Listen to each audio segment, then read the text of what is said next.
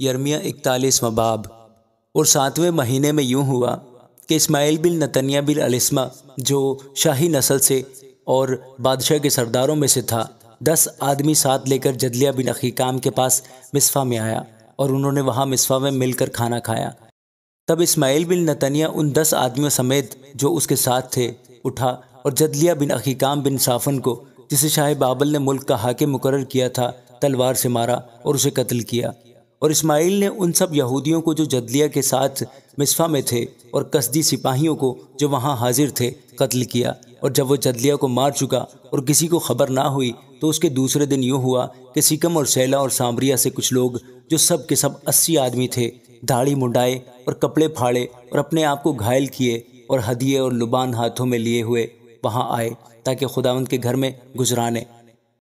اور اسماعیل بن نتنیہ مصفا سے ان کے استقبال کو نکلا اور روتا ہوا چلا۔ اور یوں ہوا کہ جب وہ ان سے ملا تو ان سے کہنے لگا کہ جدلیہ بن اخیکام کے پاس چلو۔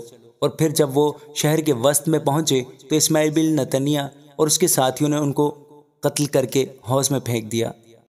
پر ان میں سے 10 آدمی تھے جنہوں نے اسماعیل سے کہا کہ ہم کو قتل نہ کرو، کیونکہ ہمارے گیہوں اور جو اور تیل اور شہد کے ذخیرے کھیتوں میں پوشیدہ ہیں۔ سو وہ باز رہا اور ان کو ان کے بھائیوں کے ساتھ قتل نہ کیا۔ اور وہ حوض جس میں اسماعیل نے ان لوگوں کی لاشوں کو پھینکا تھا جن کو اس نے جدلیہ کے ساتھ قتل کیا، وہی ہے جسے آسا بادشاہ نے شاہ اسرائیل بادشاہ کے ڈر سے بنایا تھا۔ اور اسماعیل بن نتنیہ نے اس کو مقتولوں کی لاشوں سے بھر دیا۔ تب اسماعیل سب باقی لوگوں کو، یعنی شہزادیوں اور ان سب لوگوں کو جو مصفا میں رہتے تھے، جن کو جلوداروں کے سردار نبوزردان نے جدلیہ بن اخیکام کے سپرد کیا تھا، اسیر کر کے لے گیا۔ اسماعیل بن نتنیہ ان کو اسیر کر کے روانہ ہوا کہ پار ہو کر بنی عمون میں جا پہنچے۔ لیکن جب یوحنان بن کریہ نے اور لشکر کے سب سرداروں نے جو اس کے ساتھ تھے اسماعیل بن نتنیہ کی تمام شرارت کی بابت جو اس نے کی تھی سنا، تو وہ سب لوگوں کو لے کر اس سے لڑنے کو گئے اور جبعون کے بڑے تالاب پر اسے جا لیا۔ اور یوں ہوا کہ جب ان سب لوگوں نے جو اسماعیل کے ساتھ تھے یوحنان بن کریہ کو اور اس کے ساتھ سب فوجی سرداروں کو دیکھا تو وہ خوش ہوئے۔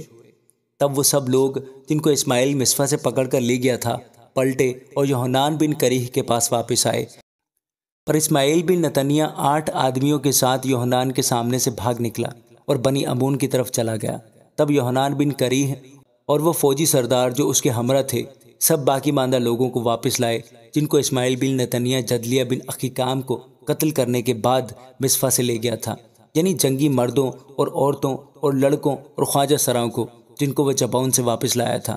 اور وہ روانہ ہوئے اور سرائے کمہام میں جو بیت الحم کے نزدیک ہے آ رہے تاکہ مصر کو جائیں، کیونکہ وہ کسدیوں سے ڈرے، اس لیے کہ اسماعیل بن نتنیہ نے جدلیہ بن اخیکام کو جسے شاہ بابل نے اس ملک پر حاکم مقرر کیا تھا قتل کر ڈالا۔ آمین۔